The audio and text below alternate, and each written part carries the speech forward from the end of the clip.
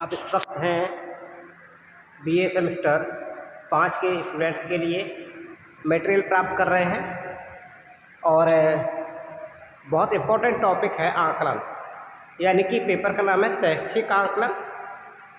ये BA semester 5 के बच्चों के लिए है। 2 पेपर होंगे, तो इसमें से एक पेपर शैक्षिक आकलन का होगा।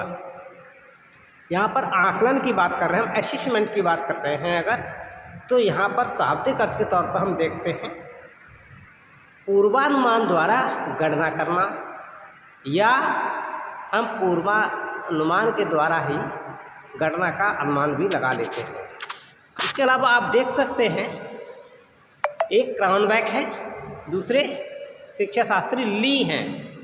तो आप देखिए कि क्रॉनबेक का कहना ये था कि वो बताते क्या हैं आकलन के संबंध में, उसे समझिए।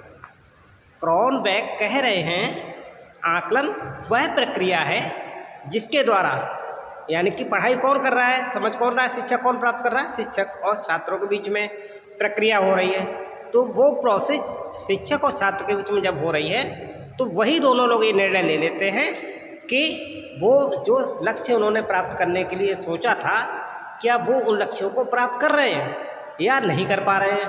तो यहाँ पर आकलन होगा उस प्रोसेस का जिसके द्वारा शिक्षक और छात्र निर्णय करेंगे कि वे शिक्षण लक्ष्यों को प्राप्त कर रहे हैं या नहीं। अब मान लो शिक्षण लक्ष्य प्राप्त ही नहीं हो रहे हैं और हम पढ़ाई में लगे पड़े हैं, तो उसका कोई मतलब नहीं है।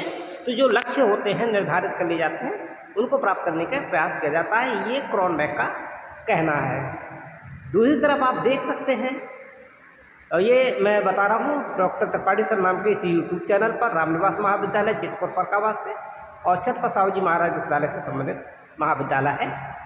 तो यहाँ पर शिक्षा शास्त्री ली हैं, उन्होंने कहा कि विद्यालय, फिर कक्षा और छात्र, ये लोग क्या है स्वयं छात्र छात्राओं के लिए निर्धारित किए गए शैक्षिक लक्ष्यों की प्राप्ति में क्या देखेंगे, ये प्रयास करेंगे। तो प्रयास करते वक्त क्या देखा जाएगा, इम्पोर्टेंट चीज़ इसमें क्या निकल के आती है, छात्र की प्रगति की जांच।